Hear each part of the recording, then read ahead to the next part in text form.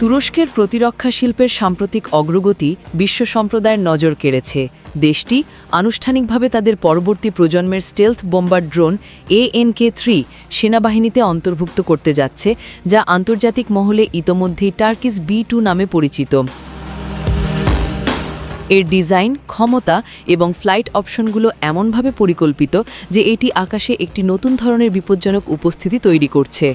ANK-3 শুধুমাত্র একটি drone নয়, এটি একটি স্ট্র্যাটেজিক হাওয়া প্ল্যাটফর্ম, যা তুরস্ককে আঞ্চলিক এবং বৈশ্বিকভাবে একটি নতুন প্রতিরক্ষা সক্ষমতা প্রদান করছে। ANK-3 এর সবচেয়ে উল্লেখযোগ্য বৈশিষ্ট্য হল এর স্টেলথ প্রযুক্তি। এটি একটি ফ্লাইং উইং কনফিগারেশনের উপর ভিত্তি করে তৈরি, যার কারণে প্রচলিত লেজ বা লম্বা ফিউজেলাজ নেই। এই flying wing design radar signature অনেকাংশেই কমিয়ে আনে, ফলে শত্রু রাডারে সহজে শনাক্ত হয় না।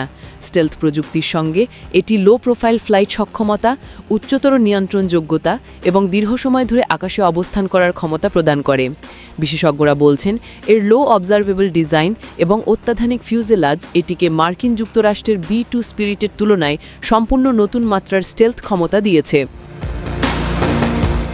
যদিও B2 অনেক বড় এবং প্রমাণিত সুপার পাওয়ার স্ট্র্যাটেজিক বম্বার, তুর্কি ANK-3 অনেক ছোট এবং অত্যন্ত ম্যানোভারেবল, যা গোপন মিশন এবং স্ট্যান্ড অফ অ্যাটাকের জন্য বিশেষভাবে কার্যকর।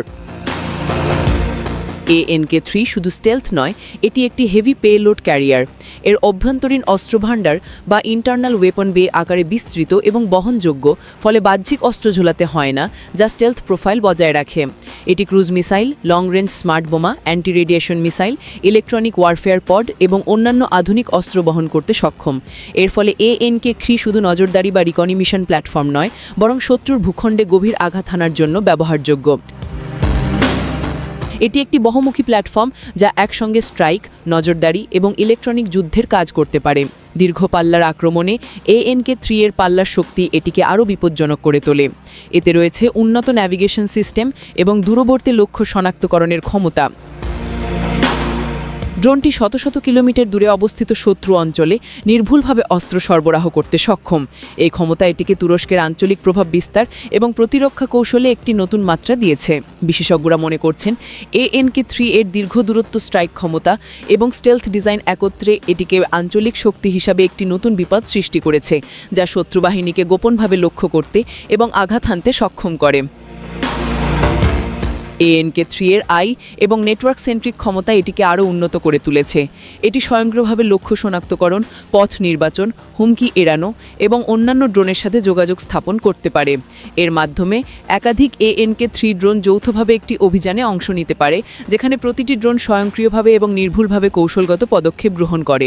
এই নেটওয়ার্ক সেন্ট্রিক ও স্বয়ংক্রিয় বৈশিষ্ট্য এটিকে ভবিষ্যতে যুদ্ধের জন্য অত্যন্ত কার্যকর এবং বিপজ্জনক করে তোলে। ইলেকট্রনিক যুদ্ধের দিক থেকেও ANK-3 সম্পূর্ণ সক্ষম। এটি শত্রু রাডার ব্লক করতে, ইলেকট্রনিক সিগন্যাল সংগ্রহ করতে এবং কমান্ড কন্ট্রোল নেটওয়ার্ক ব্যাহত করতেও সক্ষম। ফলে এটি শুধু আক্রমণকারী ড্রোনই নয়, বরং একটি পূর্ণাঙ্গ ইলেকট্রনিক যুদ্ধ প্ল্যাটফর্ম।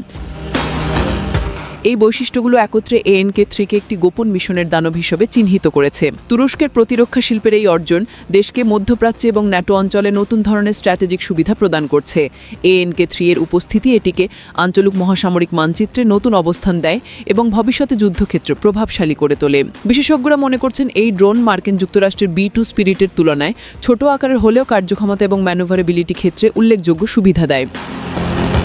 সব মিলিয়ে ANK-3 স্টেলথ ড্রোনটি একটি উন্নত প্রযুক্তি, বিপজ্জনক এবং অত্যন্ত সক্ষম গোপন মিশনের প্ল্যাটফর্ম, যা তুরস্ককে আধুনিক যুদ্ধ স্ট্র্যাটেজিক অভিযান পরিচালনার ক্ষেত্রে নতুন দিগন্তে পৌঁছে দিয়েছে। এটি শুধুমাত্র একটি ড্রোন নয়, বরং একটি স্ট্র্যাটেজিক স্ট্রাইক, নজরদারি এবং ইলেকট্রনিক যুদ্ধের সমন্বিত প্ল্যাটফর্ম, যা ভবিষ্যতে যুদ্ধক্ষেত্রে গেম চেঞ্জার হিসাবে বিবেচিত হবে।